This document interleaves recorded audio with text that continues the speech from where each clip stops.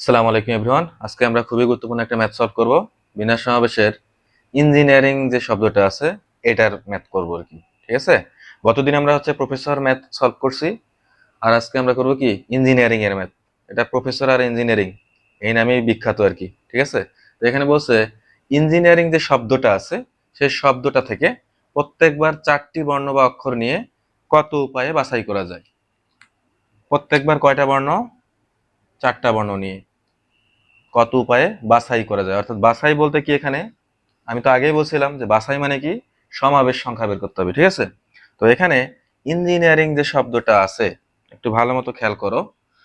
আমরা একটু সাজাই নেই শব্দগুলো কি কি আছে। ই আছে কয়টা? 3টা। এন আছে কয়টা? 3টা। আই আছে 2টা, জি আছে 2টা, আর আছে। ঠিক আছে, ই 3টা, এন 3টা, আই 2টা, জি 2টা, আর কি আর আছে। তার মানে ভিন্ন ভিন্ন শব্দ কয়টা আছে এখানে? যদি আমরা একটু লিখি এভাবে যে ই, এন, আই, জি, আর। ঠিক আছে, মানে এরকম আর কি। এখন তাহলে আমাদের কেস গুলা কি হবে সেটা দেখবো। ঠিক আছে, তো আমরা একটা বক্স করে নেই।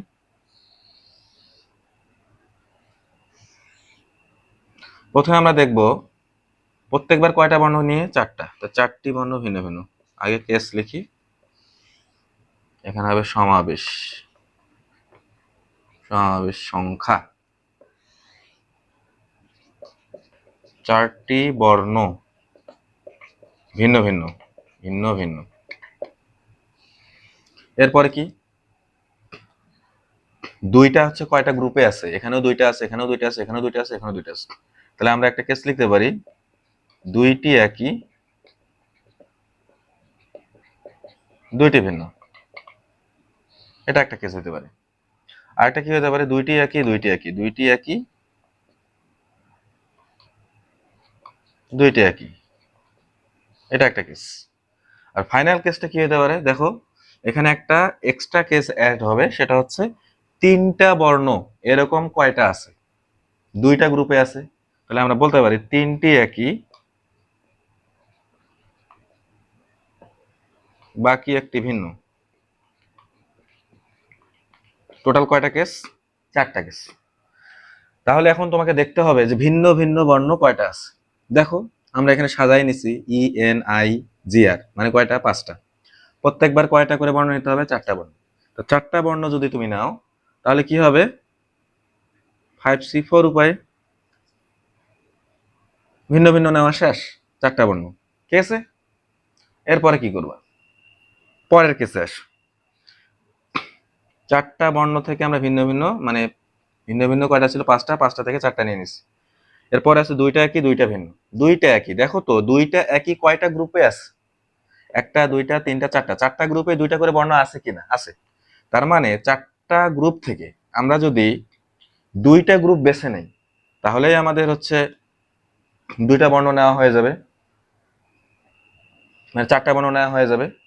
তাহলে আমরা 4টা গ্রুপ থেকে 2টা গ্রুপ বেছে নেব।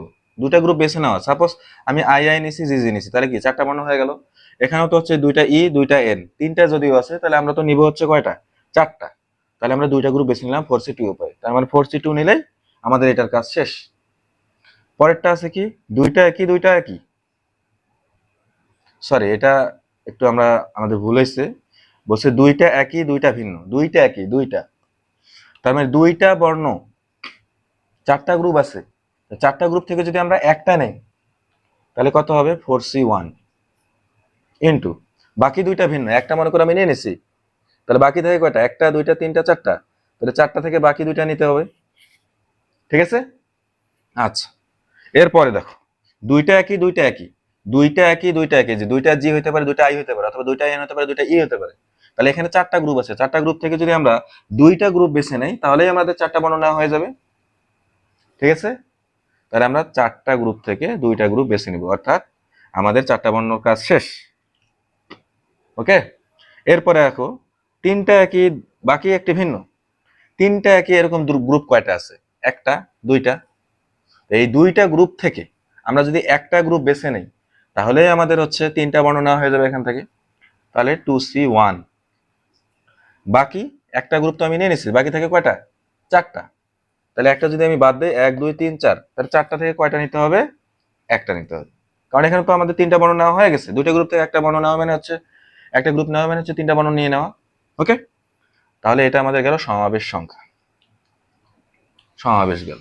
এখন তোমাকে যদি বলে যে 4টা বর্ণ নিয়ে এই যে বাকি যে ফাঁকা অংশটা আছে, এই ফাঁকাটাও তো কিছু একটা বসবে নাকি?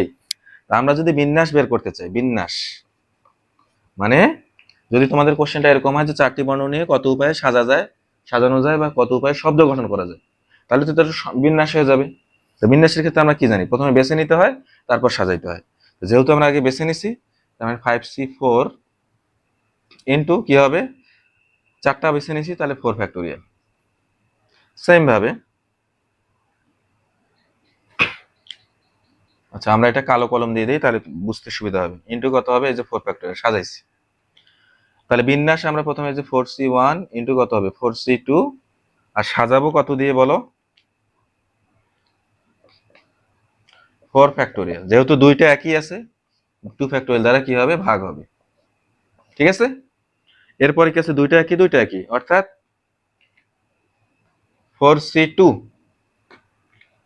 ইন্টু 4 ফ্যাক্টোরিয়াল ডিভাইড বাই কত হবে, দুইটা একই, তাহলে দুইটা একই, এটা দিয়ে ভাগ দিয়ে দিতে। ওকে, এরপরে 3টা একই বাকি একটি ভিন্ন, অর্থাৎ 2C1 into 4C1 into 4 factorial divide by কত হবে, 3 ফ্যাক্টোরিয়াল। কারণ কি, 3টা একই রকমের বর্ণ আছে। কি বুঝতে পারছি?